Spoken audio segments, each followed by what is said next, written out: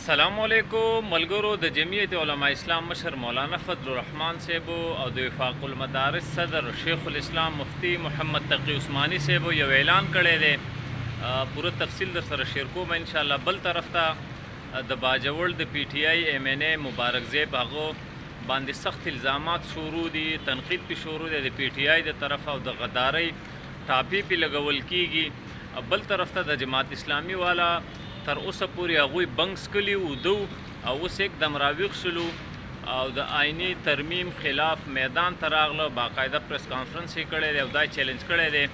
ملګرو تیره شپه مولانا فضل الرحمن صاحب ته شیخ الاسلام مفتی تقی عثماني صاحب ټلیفون کړی او ورته یې ویلي چې زه کور ته درځم مبارکۍ دپاره او ماشاءالله تاسو ډېر غټ کار کړی دی چې آئینی ترمیم کې اسلامي شقونه شامل کړي او بالخصوص د مدرسو رجسټریشن هم پکې بحال کو، د سود خاتمه هم پکې وکړه. ملګرو مفتی تقی عثماني صاحب هغه راغی ډایرک مولانا صاحب ته او په ایرپورټ باندې مفتی اسد محمود صاحب مولانا طورحمان صاحب د هغوی استقبال وکړو.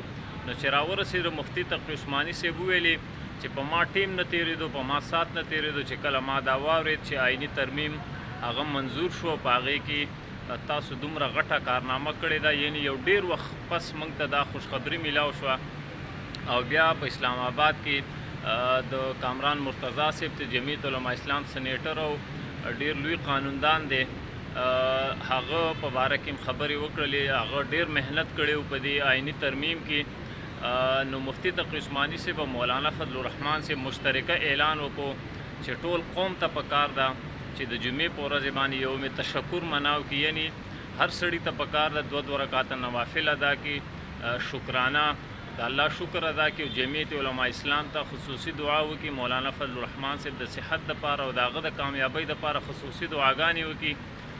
ملګرو د باجوړ د پی ټی آی ایم ان ای هغوی حکومت ته ووټ ورکړی دی په دې آئیني ترمیم کې. نو د پی ټی آی والا وایي چې غداري کړې ده او 70 کروڑ روپۍ د اخیستې دي.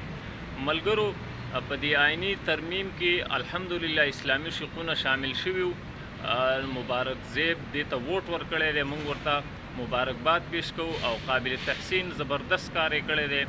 دا ترمیم خو به هسې هم پاس کېدی او د اسلامي شقونو نه بغیر به پاس کېدلی، خو الحمدلله دا د مولانا صاحب سیاسي ذهانت دی چې په دې ترمیم کې چې څه ګندګي وه هغې هم ترې وباسله او بل اسلامي شقونه پکې شامل کړل. په دې ثواب کې به مبارک زیب انشاءالله د هغه هم پوره حصه وي. تاسو ګورئ پوره قوم خوشحاله دی، پیپل پارټي، نون لیگ، پی ټی آی، مذهبي طبقه، علماء کرام دا ټول خوشحاله دي او په دې کې د مبارک زیب هم پوره حصه ده انشاءالله، هغه ته به هم د دې اجر او ثواب میلاویږي.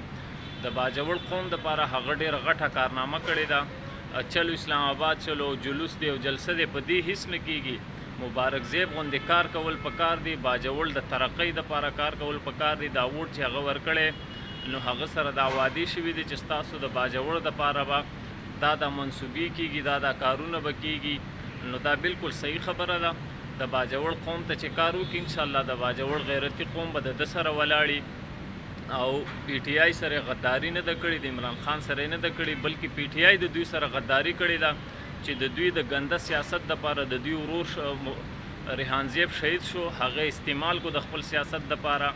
او نن هم د پی ټی آی حکومت د خیبر پښتونخوا کې د ریحان زیب د قاتلانو پته ونه لګېده. دې خلکو خو مبارک زیب د سره پیژانده نه تر اوسه پورې نه دي خبرو چې دا څوک دی، خو چې نن هغه ووټ ورکړو د باجوړ قوم دپاره، د هغوی د ترقۍ دپاره، بس دوی ته مبارک زیب وریاد شو، غداري وریاده شو. اصل کې غداري پی ټی آی د ریحان زیب سره کړې وه چې د خپل سیاست دپاره شهید کو، استعمال یې کو، او اوس د ده دا ورور چې دوی مکمل اګنور کړی و او اوس एकदम دوی ته وریاد شو. بل طرف ته د جماعت اسلامي والا پریس کانفرنس کړی دی، آئیني ترمیم یې چیلنج کړی دی. دا د جماعت اسلامي والا تر اوسه پورې ودو بنګ یې څکلي غریبانانو एकदम وریاد شو چې آئیني ترمیم پاس شو. خو دوی ته تکلیف په دې دی چې په دې کې یو خو اسلامي شقونه شامل شو او بل دا چې د دې کریډټ مولانا فضل الرحمن صاحب ته لاړی، نو دا د دوی نه هضمیږي. نو اوس راویښ شو، راپاڅېدل او آئیني ترمیم به چیلنج کوو، دا به کوو، هغه به کوو.